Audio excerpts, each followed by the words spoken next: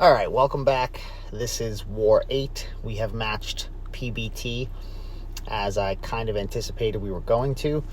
And my team today is going to be S99, Fury, and Sparkles, which I am super excited about. She is tactic, and I was really happy to be able to get to use her for the first time in season in a very, very long time. She's one of my favorite champs. She's an absolute nuke. And she doesn't end up being quite as good as I thought she was going to be, though, which kind of made me sad, but we'll get to that when I have some fights with her. So first up here, I have this Rintrah on path 2, and I don't have anti-venom with me today. So I'm not going to start with a wither on Rintrah. So that means I'm going to have to hit him. And when you hit him, you get neutralize on you, which means anytime I try to pause my debuffs by dexing, I wouldn't be able to, and it would give him a power gain. However, Spidey has a built-in dodge mechanic in his kit that allows him to dex without needing the dex mastery. So if you remove dex, it still allows you to pause your debuffs without, even with the neutralize on you, which is a really cool thing. And also, having the neutralize on you does not prevent the node from applying a placebo buff, which just pauses your debuffs anyway. And I think the reason for that is because neutralize is an ability accuracy thing, and it affects the champion's abilities. And I think that because Spidey can't get buffs in his kit, neutralize does not prevent the node from applying what would be buffs to him. That's the only thing I can think of, because I'm pretty sure if you were to fight Rintrah here with any other champion who could get buffs as a part of his kit, the neutralize would stop the placebo buffs from applying. I'm not positive on that because I don't think anybody's been crazy enough to fight Rintrah here with a champion that can get buffs. But it would be something to test in the off season. So pretty much the same fight, just a little bit longer because you have to build your special 2 to get your first wither. And next up I have this Null. I'm taking him with Sparkles pretty much to ramp her up, and also to face my fear of Null defenders for his testing me. And I get hit darting in too early on a heavy right there, and I was like, no, this fight's not going to go down like this. This isn't happening. So I'm parrying right now to build up my binary charges before I push him over a special 1. Now that I have, I'm doing short combos and then blocking so that he doesn't throw his special 1. I don't want him to throw it because then I will get corruption, and that will be a bad time. I'm going to push him to special 2 here, and I'm going to bait the special 2 out of him. Now I block, and that activates my binary. I would have preferred to activate it at 25, but activating it at 22 is still okay. I'm going to launch my special 3 to hopefully push him over 2 bars of power, because currently he has 1, and I don't want him to throw his special 1. We come out of it. He has just under 2 bars, so now I'm blocking. Get him over 2, and here I probably should have just ended this, but I didn't want to push him to a special 3 by accident, and I end up wasting some time here. I throw a heavy to keep my binary up. Finally, he decides to throw it, and the resulting combo is going to end him, which means that I could have finished him before he even threw that special.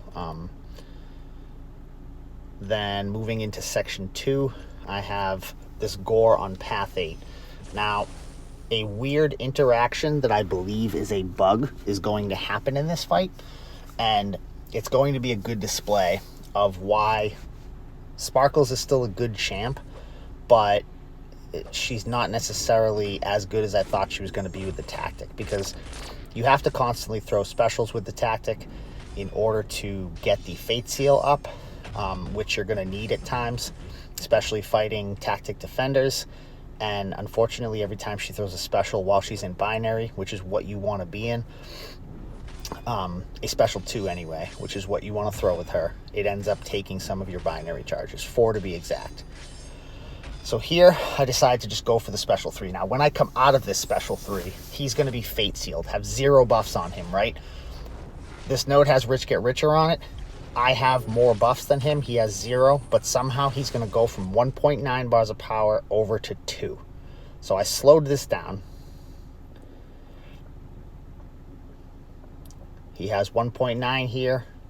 He comes running in. All of a sudden, he goes to 2. He has 0 buffs. I have more buffs. The rich get richer should be on my side, but for some reason, it's not. And that just, it doesn't make sense. It has to be some kind of a bug.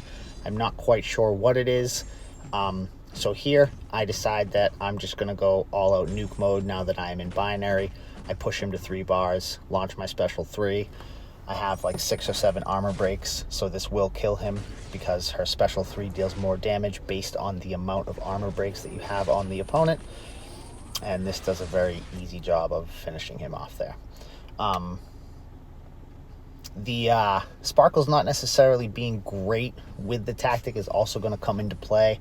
I have a Vision Arcus on 54, and normally Sparkles absolutely melts Arcus, and she is going to do a good job there. But because the node has unblockable special 2, it's not necessarily as good of a fight for her, because while you're trying to bait out special 1s, you're losing binary charges. There's not really too many spots for an opening to land a heavy.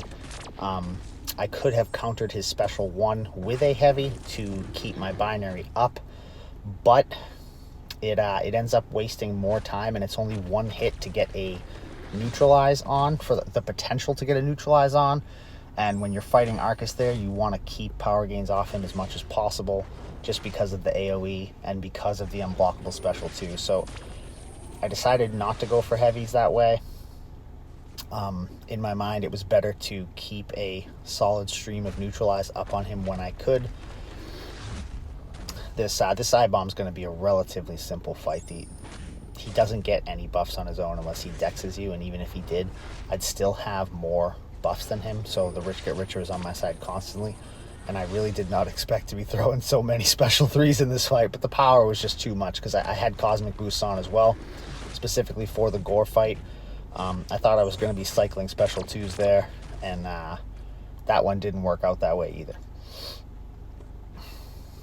Then next up, I have this Man-Thing, and I'm taking this Man-Thing without anti-venom, but that's okay. Man-Thing doesn't have passive power gain other than MD, and Spidey can't get buffs, so MD does not apply to him. Now, I could have played this a couple different ways.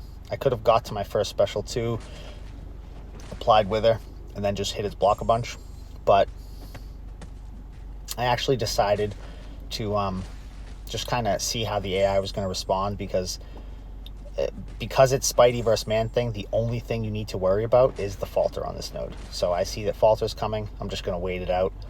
I didn't really have an opportunity to get in there quick and land a heavy or a special prior to the falter applying itself to me. So just take my time. There's nothing to worry about. Unless I actually get hit, I don't have to worry about power getting out of control. I don't have to worry about poisons on me. None of that. It's literally just the falter. So he has a Fury buff that's about to expire. He doesn't want to come in. So I'm just going to wait this falter out. Then I got another one that's about to apply. I'm just going to wait that one out. Bait a special out of him. And now it's going to be a while before that Fury goes away. So I know that I have time where I can hit him again. So I'm going to put my work in now, and I throw my special and time it with his Fury buff expiring, so now the falter is on him, and now it's just a matter of finishing him off here. I'm going to bait this special 2 out of him. That Vigilance has a while to go before it expires, so I figure I can finish it prior to it expiring, and down he goes. And then last up is going to be my Vision fight. So I actually put an invuln on for this fight, and I put Poison Suicides on, and I'm actually glad that I did. Because of the AoE, he's going to build resistance, and he's going to increase his power gain. And because his special 2 is unblockable, and it is an incredibly hard special 2 to dex, the invuln is on just in case he throws one, or just in case I have to push him to a special 3. Now, realistically, I want to get special 1s out of him, which he's being relatively good about, And now I'm going into binary here. So I want to get this special 1 out, but again, my neutralizer is dropping off while I'm trying to bait the special. He gets another power gain. Want to get this special out of him. Now here is where I'm going to start cycling. So I saw the tenacity triggered on an armor break. Throw my special, know that I'm going to get my stun in. I'm paying attention to the tenacity. Boom, tenacity right there. So the stun still applies. Throwing my last little bit, special 1, finish him off. Now, if any of those armor breaks didn't trigger tenacity and the tenacity triggered on the stun from my special 2, he would have launched his special 3, which is why I used an invuln rather than a power start 1. And Sparkles kind of has her own built-in power start 1, because for each binary charge that she has, she gets 2% of her max power. So 15 charges is just under a bar power, so it's pretty much a power start 1 built into her kit. So we ended up winning this one. We finished 150-2. They finished 150-13. Good luck to PBT for the rest of their season.